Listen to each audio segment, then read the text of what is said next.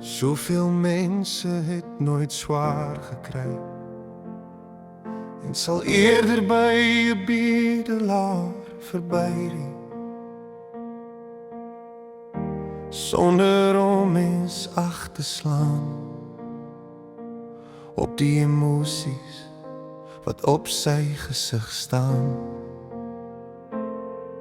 Met 'n beursie styf toegemaak, oë toegesluit vir sy saak, hart gesluit vir sy seer.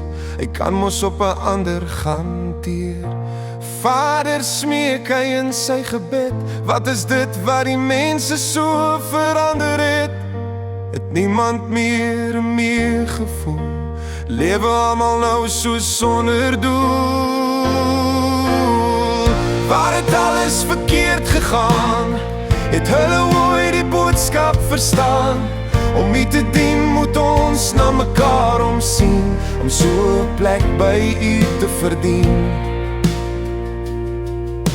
'n Klein handjie vat aan sy soem, hier is iets om te eet, oom. Dit is nie baie, dis al wat ek het. Die vader het geluister na oom se gebed. Nee my kind, jou hart is rein, jou gebaar is groot, selfs al is jy klein. Luister nou na wat ek wil sê, en vertel vir almal wat ek wil hê. 2000 jaar terug was ek ook hier. My vader het my nou weer hierheen gestuur, om die mense se harte aan te raak, sodat hulle in plaas van oorlog vrede kan maak, om hulle te leer om mekaar se laste te dra, om barmhartigheid te doen sonder dat iemand daarvoor hoef te vra.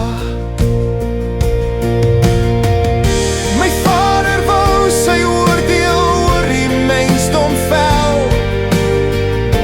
Hy het hulle verdoem tot in die hel.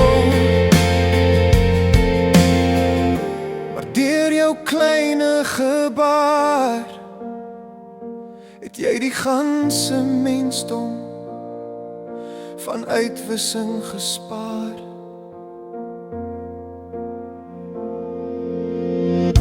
My vader het gesien wat die mense doen, vir hulle was daar geensins iets te versoen. Hulle kyk neer op mekaar, nie eers die bedelaar word gespaar. Maar my vader het my versoek gehoor, ek het gesê daar is nog goeie mense oor. Gee my nog een kans om aan U te bewys, U het my nie verniet laat sterf op die kruis. Jy sal nou een van my engele wees, en die wêreld help genies. Hulle leer om aan mekaar erbarming te toon, om hulle te wys dat ek in hulle woon.